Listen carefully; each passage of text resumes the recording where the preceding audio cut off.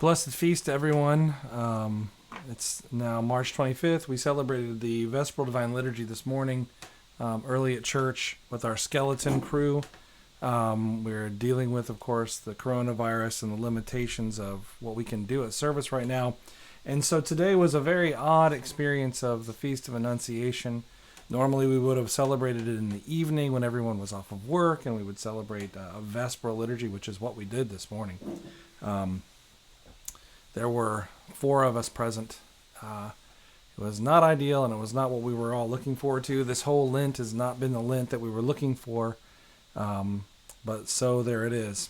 I'm back at home now. I'm here in my office at home. I wanted to give some thoughts as we celebrate both the Feast of the Theotokos and we continue to celebrate the Week of the Cross. Just a few quick thoughts instead of the sermon, which probably just was a babbling idea this morning that was at the end of our live feed. If any of you caught that, it was on Facebook. I'm reading a little bit of this book right now. I'm turning the wrong way here. The Cross Stands While the World Turns. This, Father John Bears. It's a collection of his homilies, and they're quite good. And they're brief and they're very well thought out. Not exactly always the standard that I hit. But I wanted to take some things from his sermon on the Feast of the Annunciation. It's really, as I've been told, I need to find the quote from it, but Father Alexander Schmemann talks about this feast in particular having been one of the brightest feasts and one of the most joyful feasts in the church calendar, and it sort of slipped away. It gets bogged down in Great Lent. And this year we have a unique opportunity because we are suffering. We're suffering under close confinement. We're suffering because there's a lot of fear in the world right now about this virus. How will it affect me? Who's going to suffer and who's going to die? Or maybe we just don't care. We just think it's all just a hoax, or it's just some sort of conspiracy or some other thing. Regardless of those things, today is the Feast of Annunciation. Sprosnicum, joyous feast to all of you. So I want to read a few things just ruminating on this from Father John Bear. He says, "Today is the beginning of our salvation. Today the mystery hidden from all eternity is revealed." These are quotes from our hymnography. This revelation happens when Gabriel, the archangel, proclaims the good news to Mary, and when she in turn says, "Let it be." This is very important. We hear this in the gospel reading for this feast when the archangel Gabriel visits Mary and says, "You will bear the Son of God."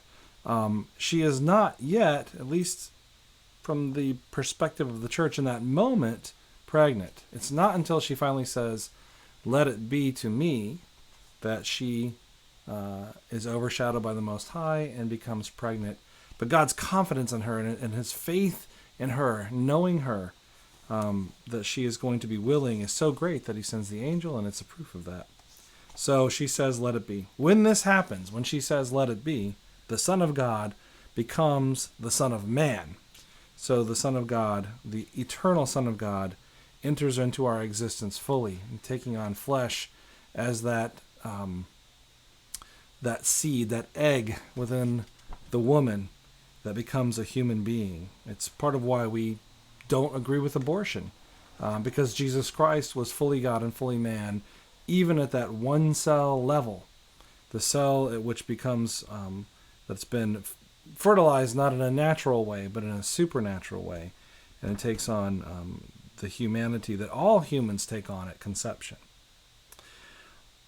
There are various dimensions to this feast, various axes, as it were, by which we can understand its theme and our place in it.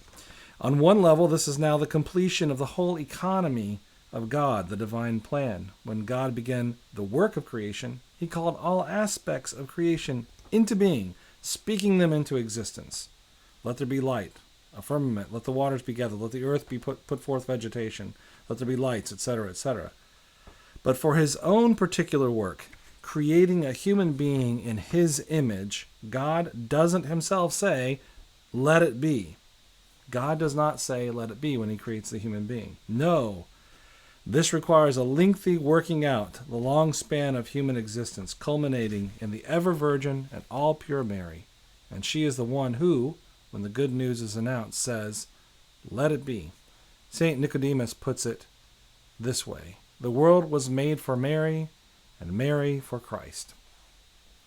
God creates man and he fashions him out of the dust in the beginning of time. But as Father John is saying to us, he takes all of time leading up to Christ to fully fashion man. And he takes a people and he sets them apart and they become Israel.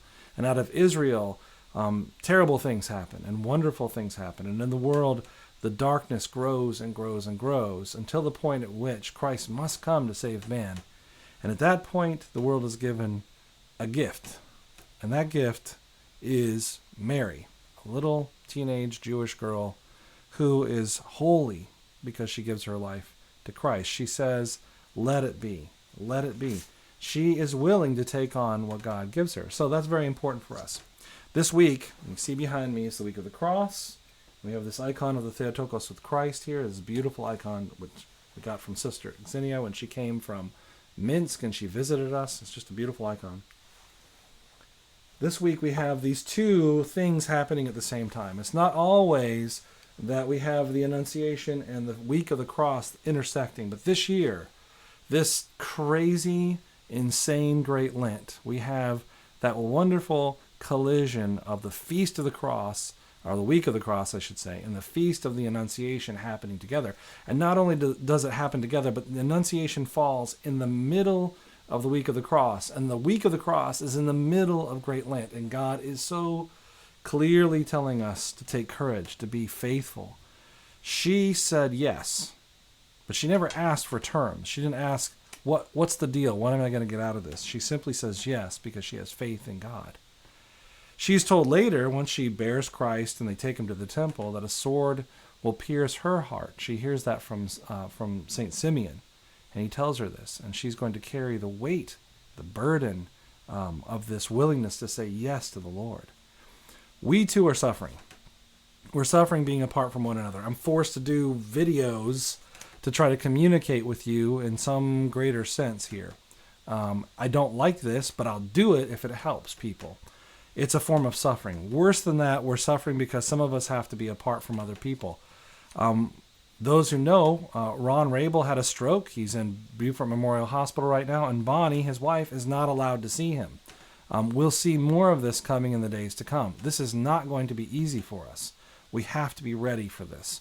Part of how we're ready is we say, first of all, like Mary, let it be.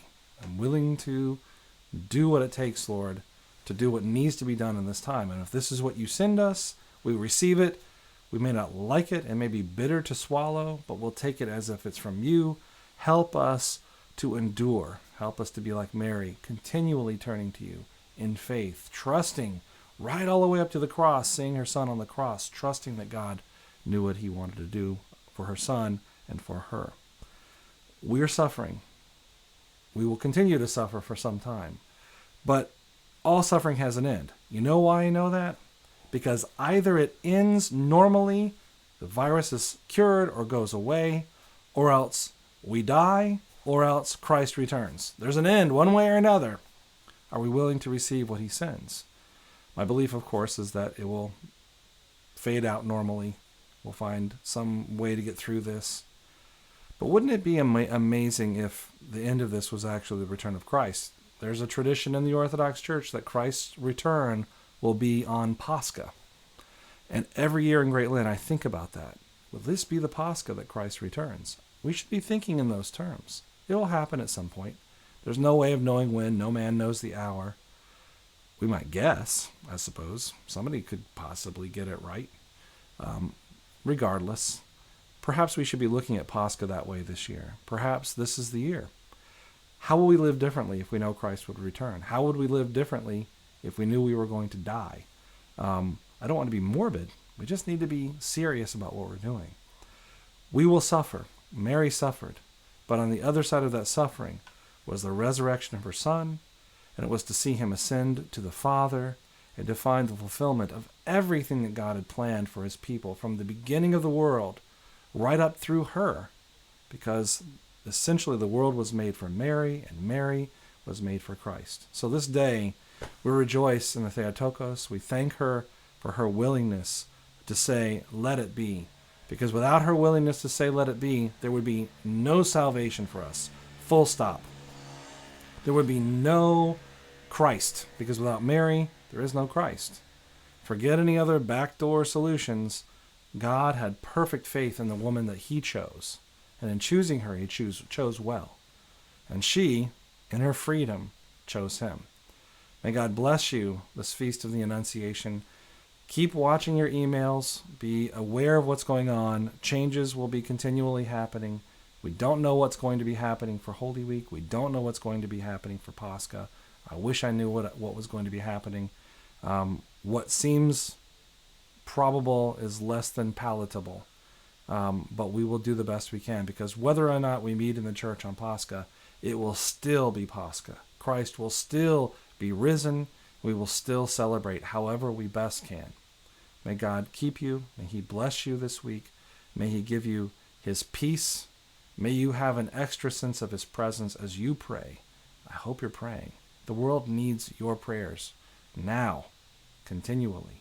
May God bless you and keep you. Amen.